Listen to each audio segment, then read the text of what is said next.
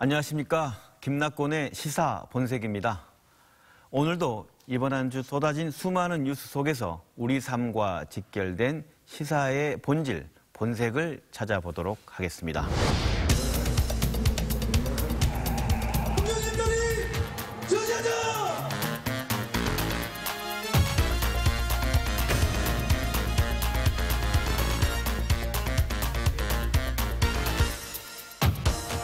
김낙곤의 시사본색 오늘 첫 번째 순서는 이번 한 주 이슈의 중심에 서 있는 인물을 직접 만나보는 시간입니다. 인더 시사 시간인데요. 오늘의 주제는 노동계 파업과 광주형 일자리 문제입니다. 김낙곤의 시사본색에서는 지난 2주 동안 광주형 일자리 문제를 다뤄왔습니다. 보시면 아시겠지만 첫 번째 순서에서는 민주당 홍영표 원내대표를 모시고 정부와 여당의 입장을 들어봤습니다. 그리고 지난주에는 현대와 광주시의 협상이 난항을 겪으면서 쟁점이 무엇인지 짚어봤고요. 오늘 이 시간에는 광주형 일자리를 반대하고 있는 노동계 얘기를 한번 직접 들어보기로 했습니다.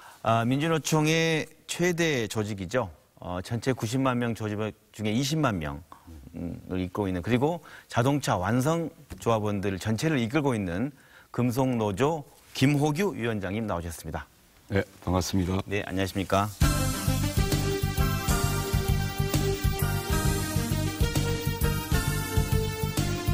위원장님이 또 자동차 부분, 완성차 부분의 위원장이시기 때문에 모셨는데 민주노총이 굉장히 큰 격렬히 반대하고 있습니다. 어떻게 이 부분에 대해 어떻게 얘기하실 수 있으실까요? 대중적인 표현으로 광주형 일자리의 핵심은 네. 사실 적정 임금이라고 표현을 했는데 네. 언론에 노출되기는 전부 다 반값 임금. 반값 임금하고 네. 뭐 이렇게 챙겨준다는데 왜 반대하느냐. 이런 걸 통해서 그런데 핵심은 저희들이 보기엔 과잉 중복 투자가 가장 큰 문제라는 겁니다. 또 두 번째 문제는 이게 현대자동차가 주축이 돼서 하는 게 아니라 광주시가 주축이 돼서 노사민정 차원에서 네. 한다는 점입니다. 그러면 그 재원을 누가 만드냐는 거예요. 그 재원의 핵심은 사실 국민들의 세금으로 내는 공적 자금이라는 거죠. 네. 그 공적 자금이 의미 있는 결과를 나타내야 되는데 저희들이 보기에는 가능성은 있어 보이지만 삼성자동차 꼴이 될 가능성이 있다라고 보여지는 겁니다. 삼성자동차 꼴이 될 수 있다. 예. 삼성자동차가 야무진이라는 트럭을 만들다가 폐쇄했어요. 원래는 포토 소형 트럭, 그걸 야무진이라는 걸 만들었는데 결국은 지금 야무진이 없어진 중복이라는 거죠.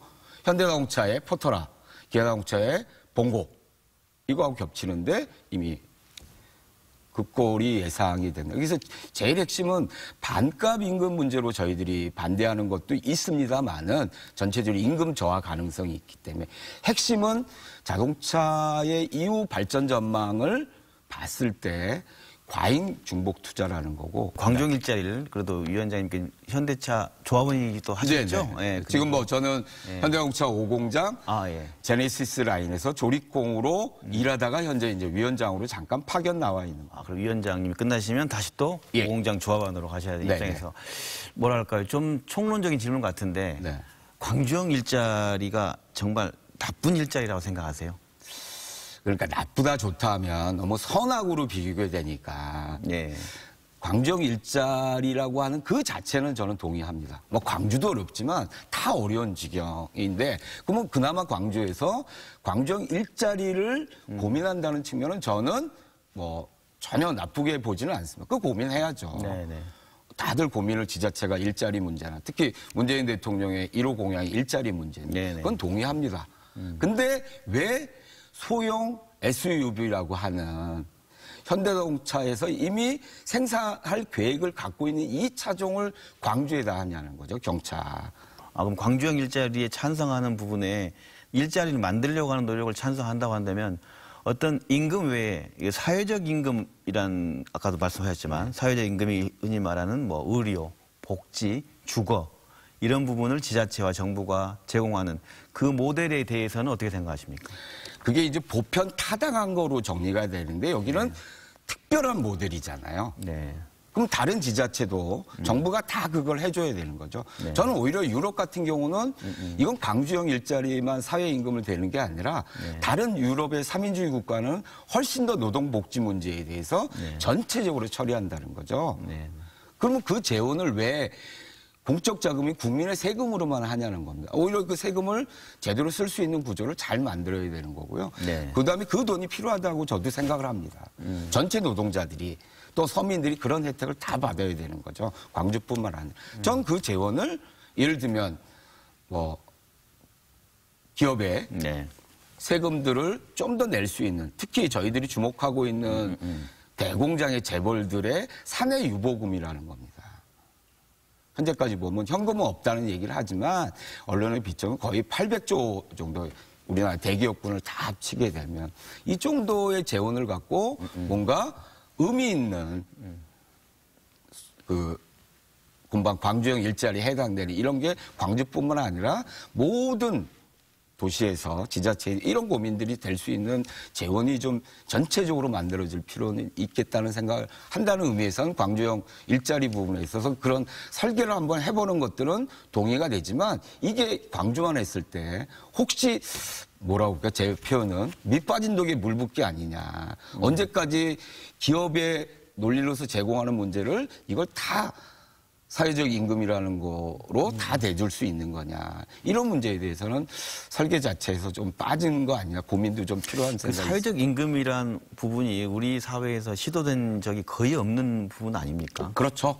예. 그러니까 가보지 않는 길인데 사회적 임금이 있으면 또 이제 노사 간에 결정하는 실질 임금이 존재하는데 실질 임금을 계속 올려가는 형태의 모습이 노사 간의 중요한 쟁점이지만 사회적 임금을 보충해줘서 뭔가를 미래로 나가보자 하는 광주형 모델에 대한 국민적 공감대가 좀 있거든요. 있죠. 뭐 그걸 저는 전혀 부정하지는 않습니다. 있습니다. 그러면 그 시도를 하지 말아야 될까요? 아니면 한 번도 안 해본 일을 해보자고 하는 거에 대한 건 노동계가 반대하는데. 그러니까 이게 광주만의 일자리 문제로 접근하는 거는 모델이기 때문에 그럴 수 있으나 우리 사회에 그렇게 할 수 있는 패러다임이 과연 갖춰져 있는 거냐는 겁니다. 그 재원을 왜 정부 국민의 세금으로만 하냐는 겁니다. 기업은 또 다른 논리로 보면 자기 순환 구조를 갖춰야 되는 거예요. 이윤이 나면 분배도 하고 투자자들한테도 주기도 하는 게 일상적인 자본주의 사회에서의 주식회사 모습이라는 거죠. 그냥 언제까지만 반값으로 설정했고 사회적 임금이라는 걸 다 내줄 수 있냐 이런 거라는 거죠. 인프라를 만든다는 점에서는 저는 동의가 됩니다. 그게 근데 사회적 임금이라는 성격으로 규정하기엔 너무 좁은 의미라는 거죠. 오히려 사회 공공성, 그 인프라를 어떻게 만들어줄 거냐. 우리나라 같은 경우는 예를 들면 구조조정 당하면 기업에서 정리해거나 이런 거 당하면 뭐 안전망이 전혀 없는 이런 그렇죠. 상황이기 때문에 그렇죠. 그런 것도 만들어가는 방법으로 본다면 사회적 비용, 사회복지 비용 이런 것들 어떻게 임금 문제를만 좁게 봐서는 좀 아니다. 사실 임금은 내가 일을 해서 노동력을 제공해서 임금을 받는 거잖아요. 기업으로부터. 네네. 그리고 내가 이 기업에서 받은 임금을 갖고 먹고 살아야 되는데 먹고 사는 비용 자체를 이 임금으로만 다 할 수 없으니 또 임금을 또 낮게 설정했으니 국가가 아니면 사회가 지자체가 일정 정도는 책임지겠다는 방식으로 광주형 일자리를 설계한 거는 뭐 그걸 전혀 아니다 이렇게 보지는 않습니다. 다만 이게 선순환 구조를 어떻게 만들 수 있는 거냐. 또 두 번째 광주가 아닌 전체적으로는 어떻게 판단할 거냐. 핵심 쟁점이 또 반값 연봉에 대한 얘기 아니겠습니까? 기존 뭐 자동차 완성차 공장의 연봉이 9,213만 원이다. 그것의 절반. 이게 결코 적은 게 아니고 그런 월급을 받는 사람은 우리나라 노동자 중에 많지 않다. 그러므로 이게 귀족노조 아니냐. 뭐 이건 제 얘기가 아닙니다. 너무 충분히 들었을 텐데 이거에 대해서 얘기하신다면 어떻게 얘기하실까요? 현대자동차에도 초임이 있어요. 생산직 초임이라는 게. 지금 설계한 4천, 5천 사이에 저희도 존재합니다. 현대자동차의 근속은 20년이 넘습니다. 그리고 반 이상이 현대자동차 5만 1,000명의 조합원 중에 반 이상이 50대예요. 그러면 벌써 근속이 20년, 30년 정도. 그렇겠네요. 그 정도의 근속 연수에서 평균대가 형성돼 있다 보니까 연봉 기준으로 봤을 때 많은 것처럼 보이지만 실제 뭐 20, 30대에 출발해서 나이 50대는 이 30년 기간 동안에 그 정도 임금을 안 오르겠습니까? 저는 결코 지금은 이 착시 효과라고 생각하는 겁니다. 저희 평균 분석을 빼먹고 네. 나이 든 사람의 임금을 빼먹고 지금 초임하고 단순 비교하는 것은 제가 보기엔 적절치 않다. 반값 임금이라고 표현하는 건 저는 오히려 좀 너무 임금 문제에 대해서 저희들 문제가 곤방 프레임처럼 고임금자다.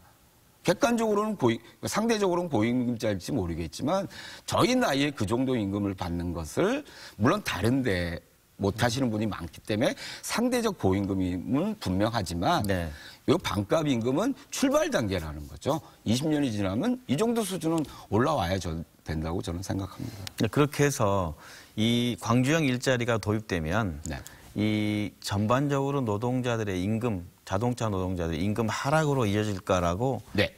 그래서 나쁜 일자리다 그렇게 네. 주장하지 않습니까? 그러니까 이게 5년 동안 묶인다. 아직 협의된 건 아니지만 이게 계속 다른 지자체로도 다 우리는 뭐 4,500이 아니라 4,000으로 맞춰주겠습니다.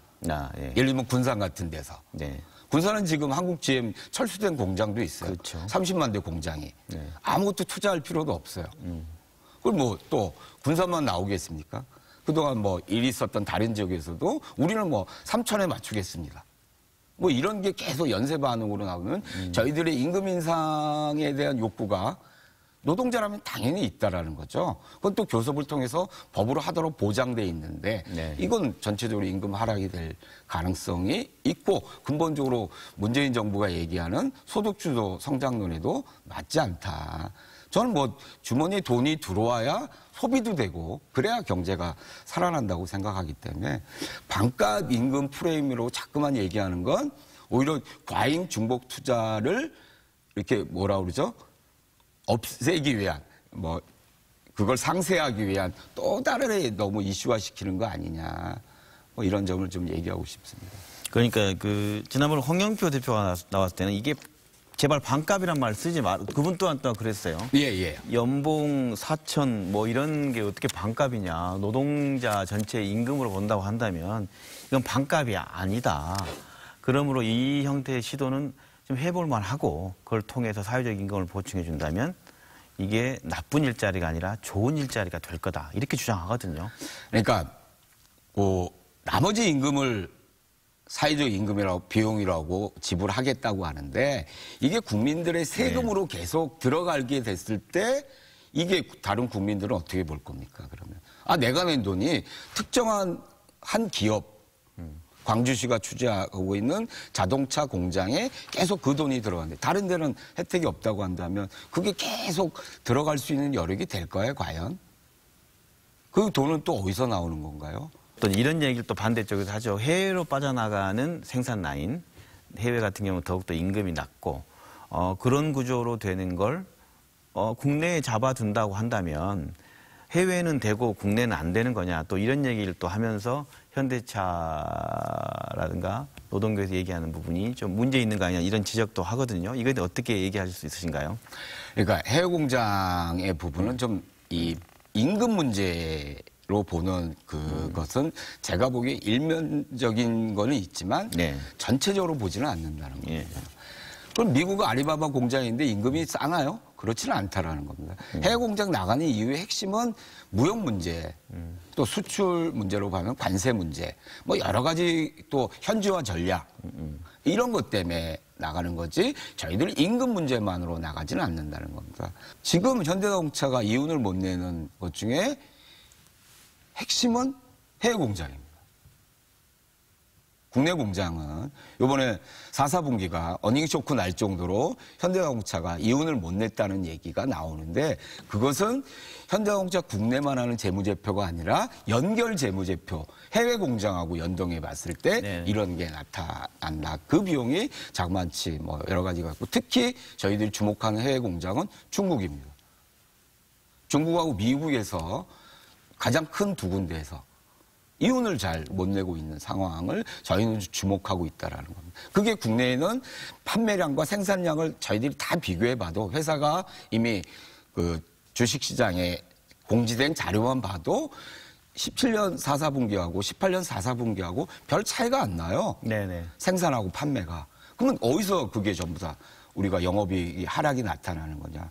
방금 말씀하신 해외 공장 문제가 지금 어닝 쇼크 얘기 말씀하셨는데 네. 그런 측면에서 그럴 바에야 광주형 일자리 모델을 도입해서 국내에서 자동차를 생산하고 또 한국산이 가져다주는 또 신뢰 이런 문제 그 리쇼어링이라는 표현을 쓰던데 네네네. 그렇게 해서 광주나 이런 그 다른 지역에 이런 광주형 일자리 모델을 만들어서 진행해 나가면 어떻겠냐 해외 공장 짓는 것보다 이런 얘기를 해요. 네네. 이거에 대해서 어떻게 생각하십니까? 그러니까 아까도 얘기 드렸죠. 그 국내 공장을 늘릴 수 있는 가능성이 있다면 저희도 적극적으로 검토하겠다는 겁니다. 네. 그 투자도 하라고 저희들도 요구할 수 있어요. 현재 해외 공장하고 국내 공장 비율은 65대 35입니다. 네. 저희도 국내 공장 투자하라고 얘기하죠. 예를 들면. 그러면 겹치지 않는 세그먼트를 내놔야 되는 거죠. 현대차가. 네. 네. 하필은 왜 가장 국내에서 경차에 대한 선호도는 그렇게 높지 않습니다. 네. 일본이나 유럽에 비해서. 그러면 저희도 현대하고 기아차는 같은 법인이니까 경차가 모닝도 나오죠. 레이도 나오죠. 그다음에 한국 GM에서 네네. 스파크도 나오는데 그거보다 약간 높지만 1000cc SUV를 만들면 이게 경차하고도 겹치지만 그 위에 차종이 호나하고도 또 겹친다는 거죠. 그 시장을 굳이 여기서 왜 만들겠냐라는 겁니다. 그리고 국내 경차 시장의 규모는 지금 13만 대 정도로 예상하는데 여기가 지금 10만 대 공장을 얘기한다고 그러면 또 두 번째 현대자동차에는 경차가 없었어요. 저희는 10년 전부터 현대자동차도 경차 내놔라. 회사가 안 줬어요. 기아로 다 모른 거라고요. 근데 지금 와서 경차를 또 짓겠다는 건 또 무슨 얘기인가 이거는. 그동안 회사가 주장했던 게 중복 투자 문제라고 다 얘기해놓고 광주만 유독 한다는 게 얼핏 보기에는 뭔가 풍선 효과처럼 보여서 뭔가 가능성이 있는 것처럼 보이지만 사실 웬만한 전문가들이 봤을 때는 저거 실패할 가능성도 분명히 있다는 점을 간과해서는 안 된다. 네, 그 부분에 대해서는 현대차가 한 60억 투자하고 광주에 그리고 사회적 임금 보전해 준다면 좀 현대차가 또 차종이 또 1000cc SUV가 없고 하니까 가능성이 있을 거다 하고 먼저 투자 의향서를 현대차가 냈어요. 이걸 반대하신 거죠? 묘하게. 네. 울산에 승용 공장 라인이 5개 공장이 있어요. 네. 저는 5공장에 근무하고. 이미 3공장에 그 세그먼트급을 모델 고종을 3공장이 준다고 회사가 약속한 바가 있다는 점이죠. 그 광주형 일자리에 투자할 그 차종하고 딱 겹치게 돼 있는 차종을 상공장에 투입하겠다고 회사가 노조하고 약속한 상황이기 때문에 현대자동차로서는 울산 공장, 특히 이건 뭐 나중에 이게 전 지역 감정을 바라지는 않습니다. 또 고향도 경기도 화성이에요. 울산에 가서 일하고 있지만 전 어느 그 지자체든 다 소중하다고 생각하는데 이로 인해서 마침 영원한 간에 물량 문제를 갖고 싸움이 뻔히 예상되는 이 상황을 그대로 볼 수만은 없다. 뭔가 조정하는 국면도 필요하다는 겁니다. 그래서 저는 광주형 일자리에 새로운 미래 먹거리를 준비하는 뭔가 새로운 아이템이 필요한 거지 중복. 그래서 저는 광주형 일자리 무조건 반대하지만은 않는다. 무조건 반대하지 않는다. 뭔가 새로운 아이템을 진짜 미래 차종에 맞게 뭔가 고민하는 게 필요한 거 아니냐는 겁니다. 그게 뭔지는 뭐 현대자동차나 광주시나 또 광주에서 함께하는 노사민정하고도 충분히 고민해야 될 상황이라는 겁니다. 그렇다는 말씀은 광주형 일자리에 관련된 이런 부분에 대한 논의가 진전된다면 참여하셔서 이 문제 해결에 적극적으로 같이 하시겠다 그런 말씀이신가요? 어떻습니까? 그러니까 뭐 제안이 온다면 검토해 보겠지만 아직은 뭐 저희들한테 제안 온 바가 없고 애초에 제가 2, 3년 전에 듣기에는 민주노총 광주 전남본부도 광주본부도 논의를 또 공공운수노조도 한 거로 알고 있습니다.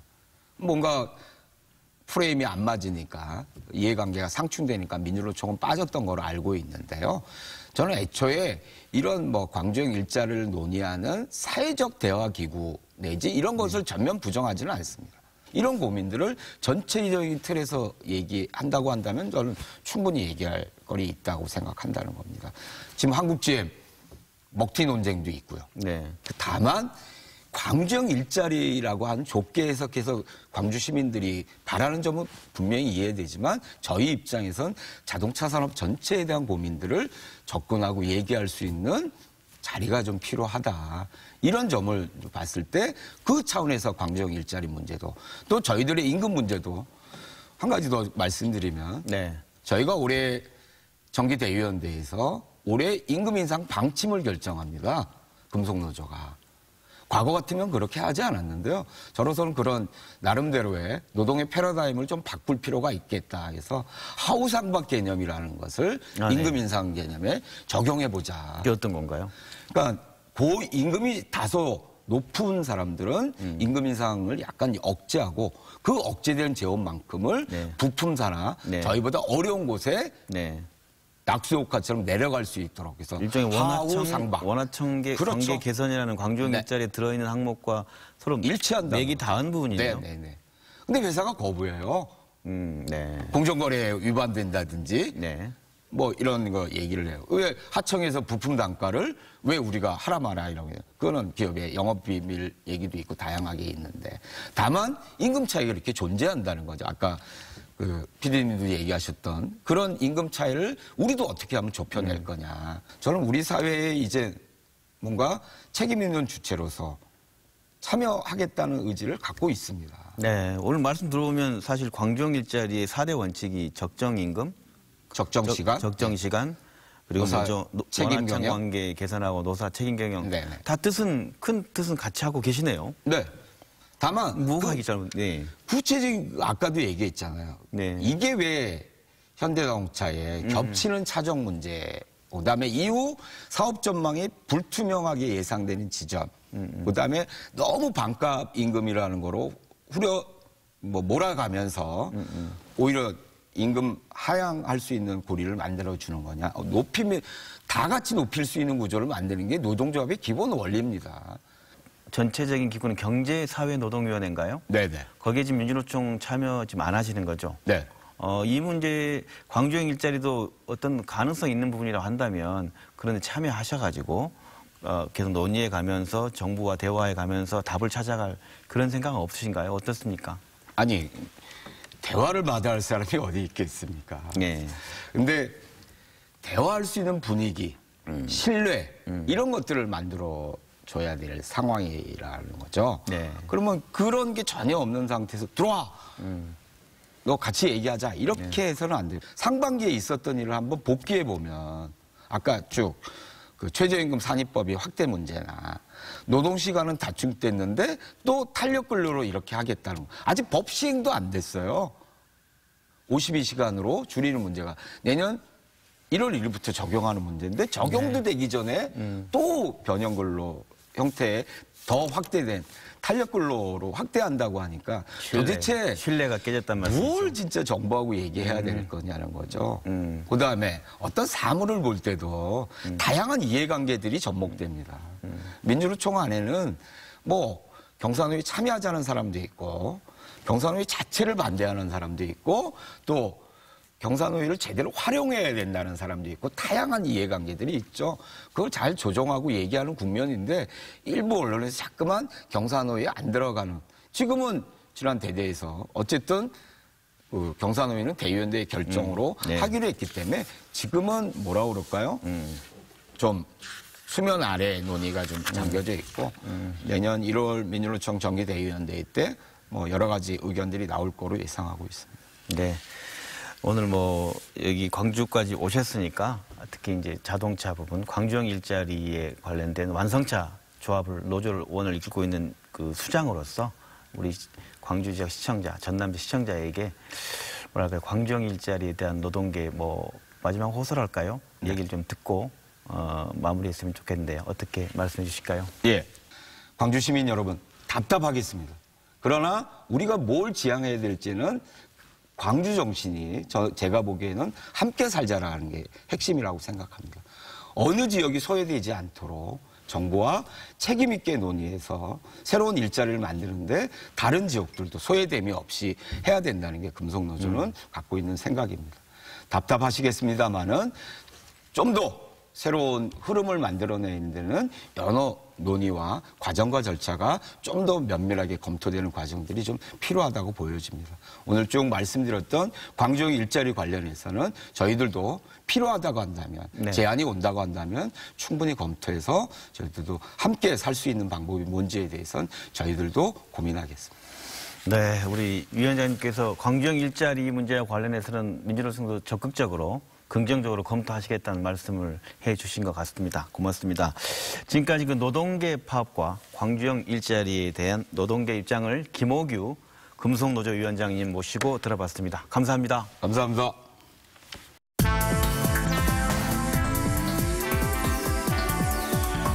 네, 이번 순서는 이번 한 주간 가장 뜨거웠던 이슈를 날카롭고 명쾌하게 분석해보는 시간입니다.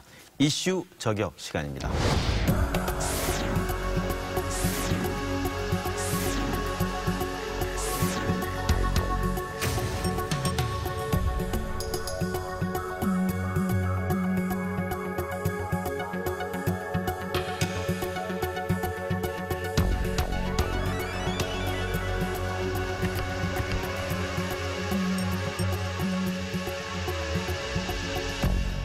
이슈 저격 이번 주 주제는 사법농단 그 폐해는 어디까지입니다. 이 이슈 저격을 저격해 줄 두 분의 명사수를 소개해 올리겠습니다. 법무부 장관을 지내셨죠? 광주 서구울 국회의원이신 천정배 의원님 나오셨습니다. 안녕하십니까? 안녕하십니까?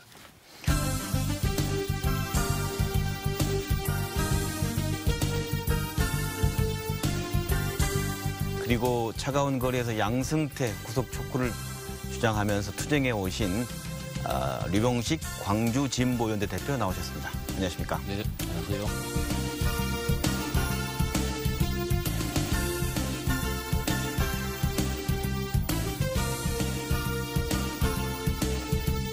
우리가 좀 농단하면 뭐 최근에 가장 귀에 익은 얘기가 국정농단이었던 것 같습니다. 예. 농단이라는 것도 한자로 써보니까 이게 좀 단어도 어려워요. 예.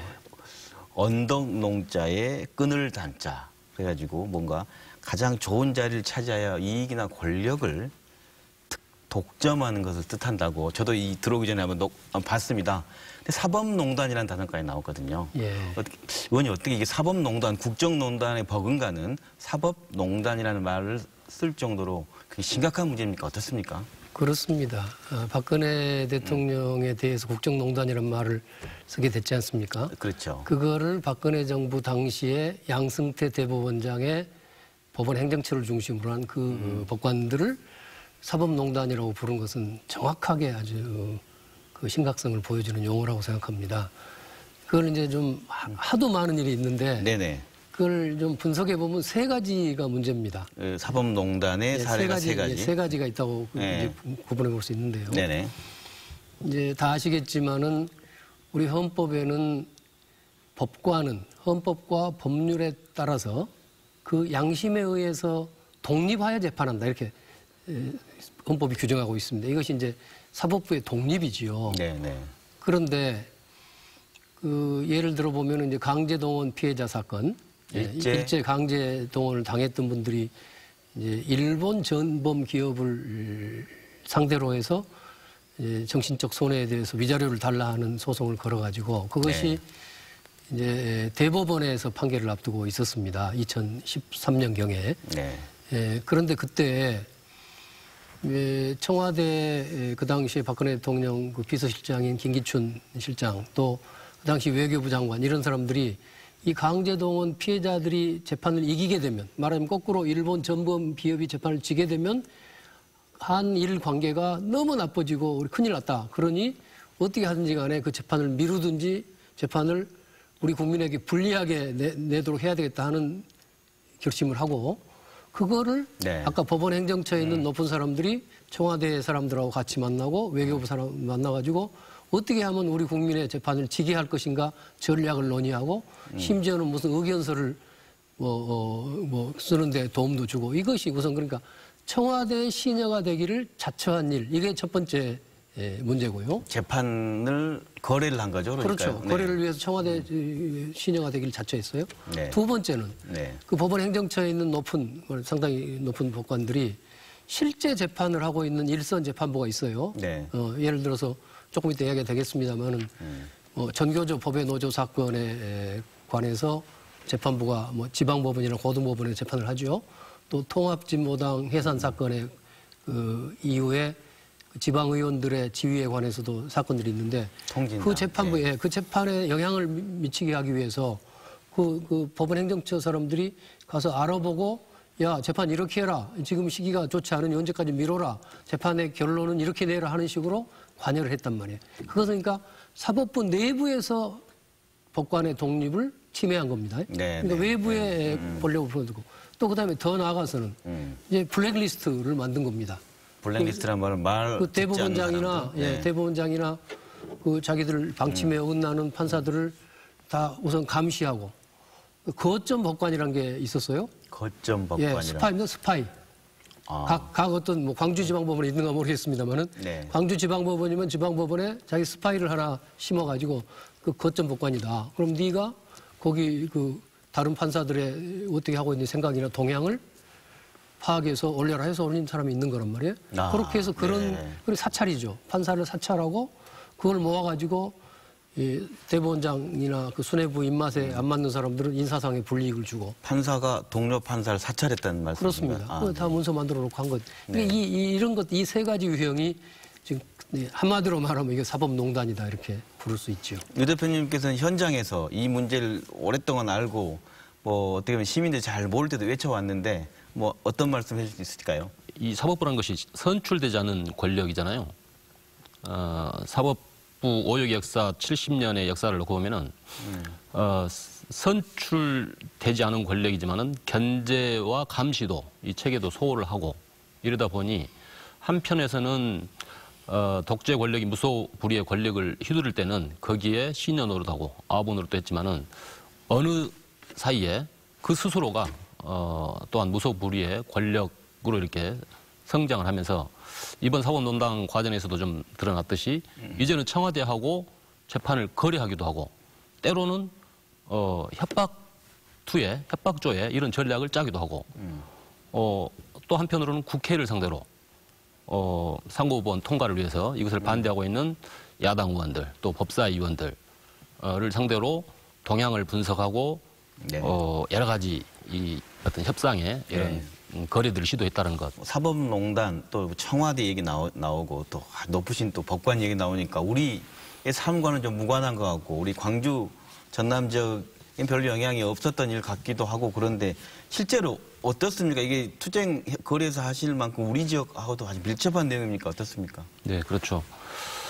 전국적으로 관련된 이런 사건도 많은데 특히 이제 우리 지역과 더 밀접한 관련을 갖고 있는 것이 강제동원 그 피해자 소송 건에 개입했던 것 그리고 통합진보당 해산 이후 지방의원들 지휘확인 소송과 관련해서 사법도 농단이 있었던 것. 그 외에도 이제 전국적인 관련이 있는 것은 전교조 법외노조 소송건이랄지 또 긴급조치. 우리 지역에 특히 긴급조치 또 분들이 많은데 현재 한 긴급조치 구호 피해자만 해도 한 45명 정도가 국가에 의한 이 최고 통치권자의 통치 행위이기 때문에 국가 배상을 해줄 의무가 없다. 네, 그러면 이제 여기서 강제징용 피해자도 지난번에 그 10월 30일 날 대법원에 최종 승소 판결이 있었잖아요. 그때 그 살아계신 이춘식 할아버지인가요? 이분 광주분입니다. 네, 그렇죠. 그리고 그 밖에도 지금 광주의 지방법원에 또 대법원에 간 사건도 있고 해서 한 10여 명의 그 원고들이 있습니다. 그분들이 광주, 목포, 또 나주 이런 쪽에서 사시다가 일본에 강제징용 끌려간 분들이에요. 그러니까 이게 또 이제 소송 안 한 분이 또 수천 명, 만 명이 있겠죠. 그러니까 이것은 우리 광주나 전남에도 직접 우리 문제입니다. 이 강제징용과 관련해서 2014년부터 2018년까지 5년이 걸렸고 예. 그래서 4분 중에서 3분이 세상을 떠나시고 예. 아까 말 이춘식 한 번만 살아계시죠. 예, 그러니까 이 시민행동에는 지금 이 기구가 다 지금 강제징용 피해자 손해배상 청구 기구가 다 포함되어 있는 거죠. 그 상황을 그 한 분만 이렇게 살아남아 있고 광주에 계셨는데 볼 때 어땠습니까, 우리 대표님? 이 상황에 대해서. 네, 이 강제 동원 피해자 손해배상 청구 소송이 현재 15건이 계류 중입니다. 네. 그 중에 지금 12건은 지방법원, 고등법원 현재 계류 중이고 네. 나머지는 이제 대법에 계류 중인데 우리 지역에 이제 특히 근로정신대 그 할머니를 위한 시민 모임 활동을 좀 오랫동안 해왔었죠. 소송 업무를 같이 지원해주고 네. 그렇게 해왔었는데 그 근로정신대 할머니 건만 해도 지금 3건이 계류 중인데 2012년도에 시작을 해서 15년도에 광주 고법에서 승소 판결을 받은 건이 하나 있습니다. 그런데 아직 지금 3년 하고도 지금 몇 개월이 지났는데도 대법에서는 아까 얘기했던 대법원의 청와대와 같이 거래한 이후로 아직까지 대법 판결을 현재 미루고 있는 이런 상태에 있고요. 이 그 소송건에 그 관련된 분 중에 지금 양금덕 할머니가 지금 광주에 살아 계시는데, 네, 양금덕 할머니. 네. 네. 애초에는 일본 법원에 일본 전문기업을 상대로 소송을 시작한 그때부터 놓고 보면은 현재 24년째 소송 중인데 국내 법원에서는 고법 승소까지 받아놓은 지 3년 몇 개월이 지나도록 아직도 지금 대법 판결이 지금 안 나오고 계속 미뤄지고 있는 현재 이런 상태죠. 대부분이 이 소송 과중에 돌아가시고 또 다른 경우에는 이제 그 건강이 악화돼서 요양병원에 입원해 계시고 또 치매에 걸리시기도 하고 이러면서 마지막 생애 그 순간까지도 자신들 한을 다 못 풀고 돌아가신 이런 안타까운 경우.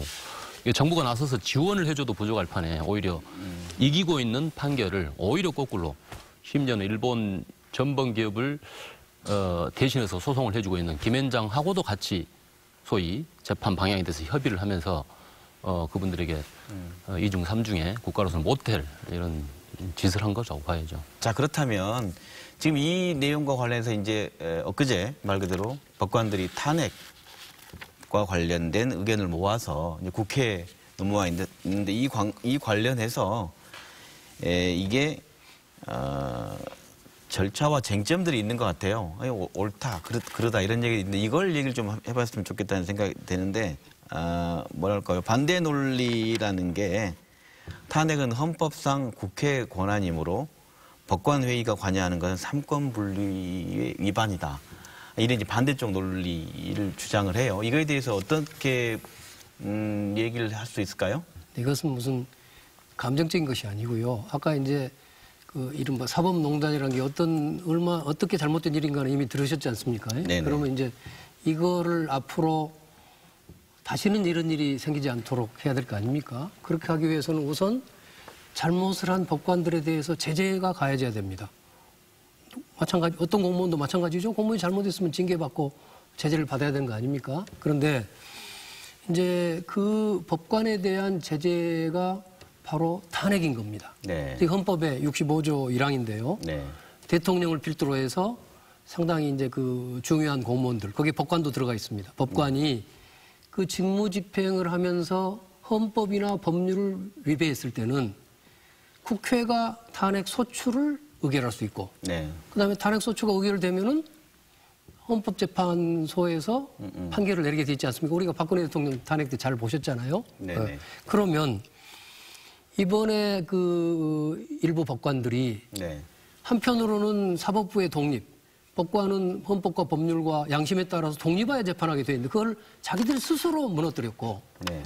또 한편으로는 국민 입장에서 보면은 공정한 재판을 받을 권리가 있단 말이에요. 헌법상의 권리입니다, 그것도. 네네. 그런데 그 사람들이 청와대 압력받고 어디 엉뚱한 짓을 해가지고 재판 결과를 바꿔버리려고 했지 않습니까? 네네네. 그럼 국민 입장에서 공정한 재판을 받을 권리가 침해됐습니다. 믿을 수 없다는 거죠. 그것은 그런 사람들은. 명백하게 헌법 위반입니다. 중대한 헌법 위반입니다. 그래서 지금 말씀하신 것처럼 지난 19일 날 전국 법관 대표회의에서도 탄핵까지도 검토해 봐야 된다고 스스로들 이야기를 할 정도의 사안이죠. 그래서 그럼 이거를 그래서 탄핵국 소추를 해야죠.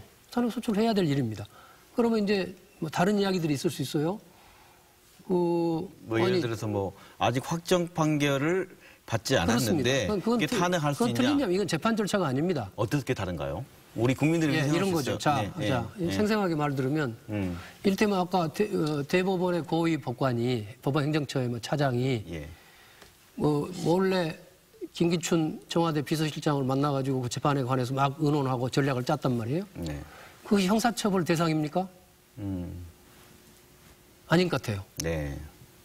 아무리 법관이라고 해서 청와대 비서실장 만났다고 그 자체를 가지고 감옥 징역 보낼 수는 없단 말이에요. 네네. 그렇지만 그것이 아까 자기 재판 그 직무에 관해서 같이 그런 잘못된 일을 했기 때문에 그것은 명백히 헌법 위반으로 아까 사법권 독립 위반으로 그것은 탄핵해야 될 사유다 이겁니다. 그러니까 탄핵이란 제도는 그 재판이나 그 법관의 직무상의 헌법 위반 행위에 대한 제재인 것이지 형벌하고는 다른 겁니다.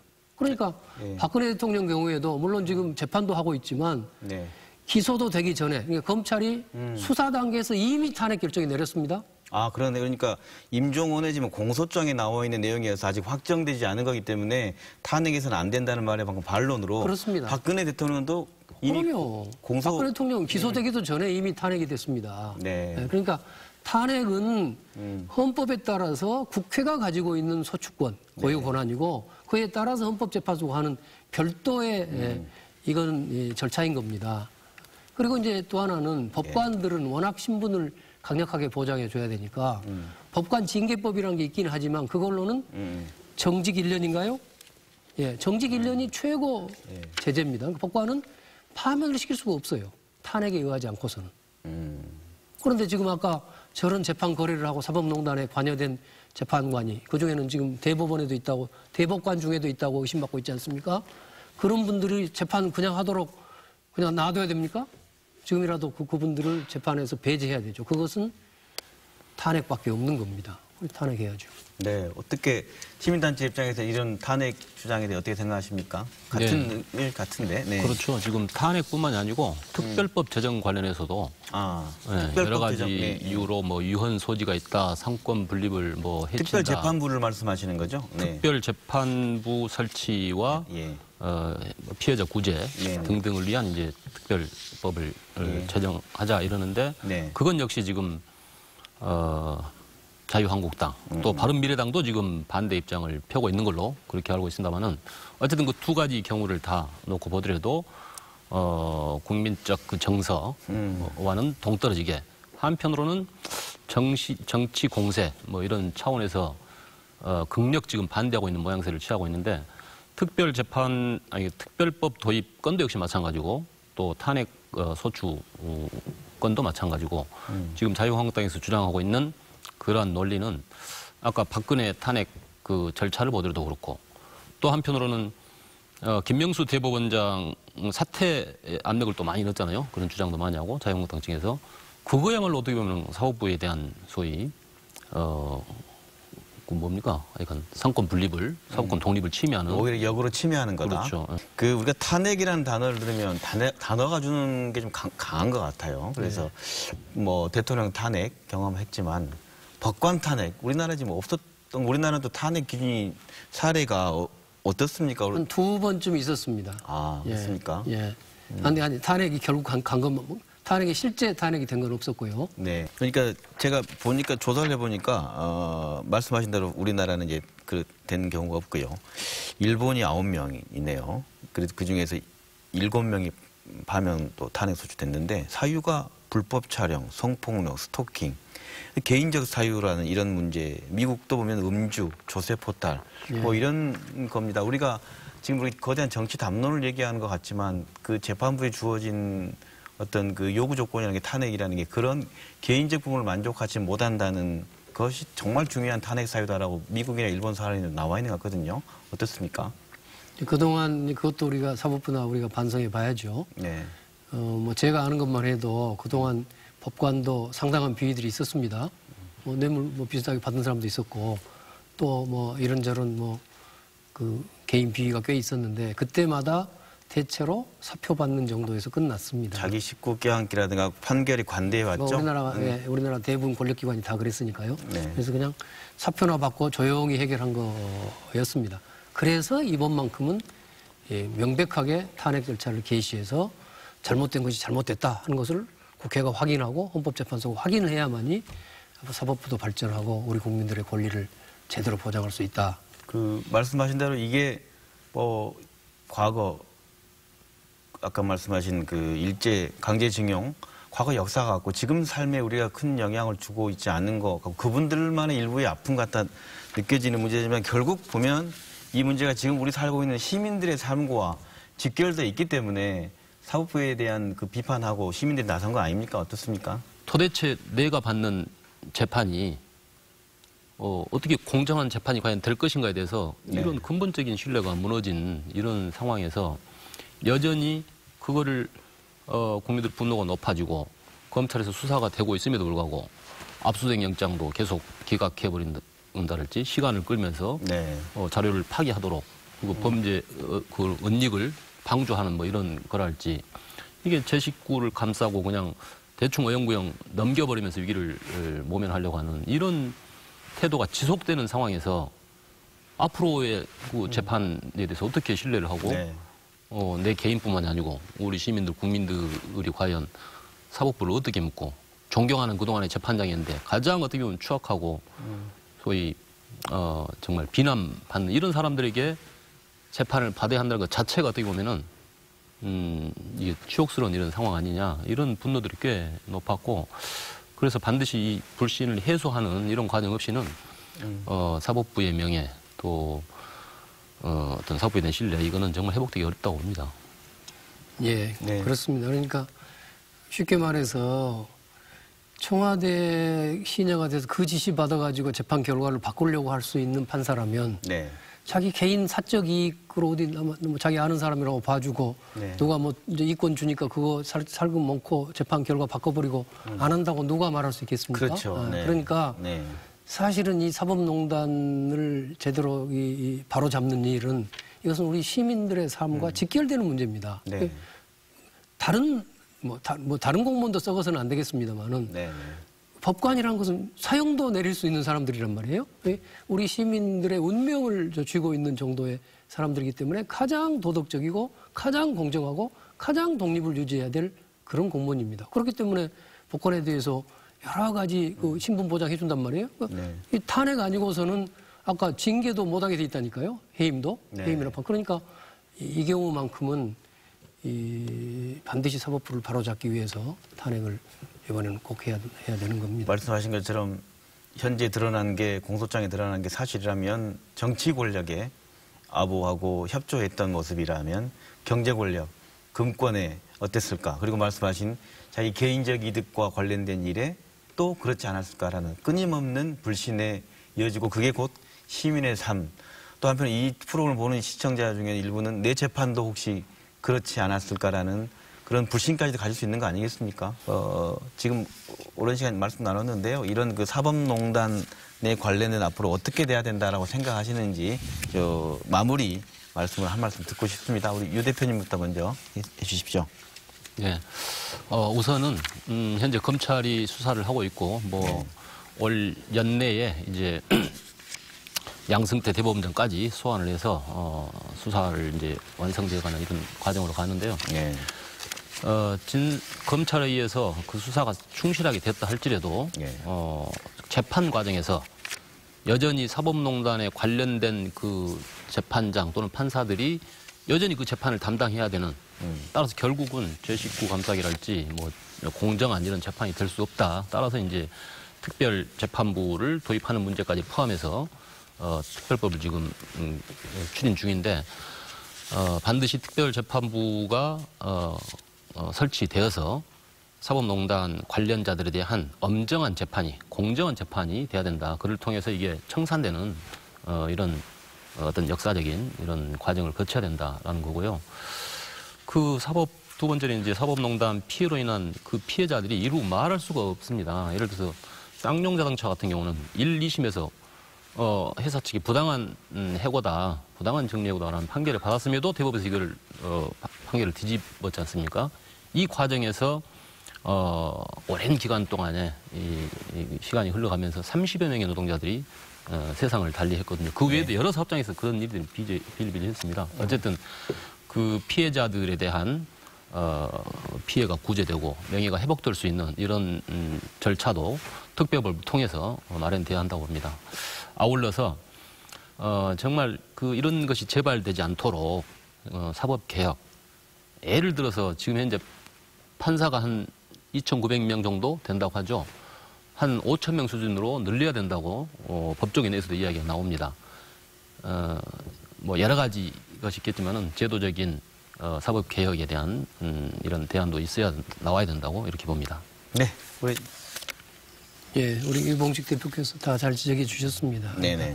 첫째는 이제 문제된 사람들에 대한 탄핵 절차가 잘 진행돼야 될 것이고요. 지금 말씀하신 것처럼 이제 이미 임종원 전 법원행정처 차장은 기소가 돼 있고 앞으로 또 상당히 고위 법관들이 기소가 될 가능성이 있는데 그러면 사법부에서 법관들이 재판하는데 과연 그 사람들이 공정한 재판을 할 수 있겠느냐? 그래서 이제 특별재판부를 만들어야 한다. 이런 이제 법을 만들자 하는 이제 논의를 하고 있습니다만은 이 문제 쉽지는 않을 것 같습니다. 자유한국당이 반대하면 이건 국회에서 입법이 될 가능성이 저는 없다고 봅니다. 그 다음에 또 하나는 이제 지금 말씀하신 것처럼 사법농단에 의해서 재판의 결론이 뒤바뀌었을 수도 있습니다.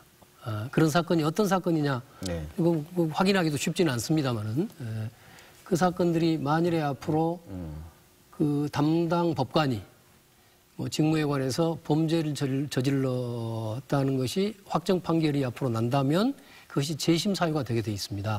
재판을 새로 할 수 있는데 그 확정 판결까지 안 가는 사건이라면 재심 사유가 안 되기 때문에 한번 내린 재판을 어떻게 바꿀 방법이 없죠. 그래서 이거를 어떻게 해결하느냐 해서 그것도 특별법을 만들자 뭐 등등의 논의가 있는데 그건 상당히 더 어려운 문제입니다. 근데 그건 하여튼 어려운 문제여서 앞으로 사회적 논의가 필요할 것 같고요. 또 이거는 그것을 떠나서 아마 그런 법을 자유한국당이나 바른미래당의 반대를 뚫고 입법하기는 현실적으로 불가능한 상태라는 것을 안타깝게 생각합니다. 사법개혁은 획기적으로 이루어져야 되겠죠. 이번에 이제 가장 심각한 문제가 이번에 사법농단을 한 사람들이 누구냐 하면은 유택이 아니라 양승태 대법원장이 이른바 제왕적 대법원장이라고 해서 사법 행정권을 다 쥐고 있는 겁니다. 대법원장이. 그래서 개개의 법관의 인사도 다 그분 마음대로 하고 뭐 그분을 승진시키고 대법관 만드는데도 결정적인 권한을 갖고 있습니다. 그래서 그 사법 인사권이나 행정권을 가지고 이 많은 법관들을 통제할 수 있게 돼 있는 이 체계가 문제입니다. 그래서 법원 행정처를 이번에 폐지하고 뭐 사법행정위원회라든가요, 뭐 이런 걸 위원회를 만들자는 안도 나와 있고 그러는데요. 그래서 이런 사법부 자체의 개혁 이것을 좀 강력하게 앞으로 추진해 가야 될 과제도 우리가 가지고 있습니다. 네, 법원이 사사로운 이득을 두고 거래하고 부당한 재판을 한다면 시민들이 믿고 의지할 곳이 없겠죠. 이번 사법농단과 관련된 사법개혁의 출발이 사법부가 다시 설 수 있는 중요한 계기가 되길 바랍니다. 김남권의 시사본색 오늘 순서 여기서 마칩니다. 고맙습니다. 감사합니다. 감사합니다.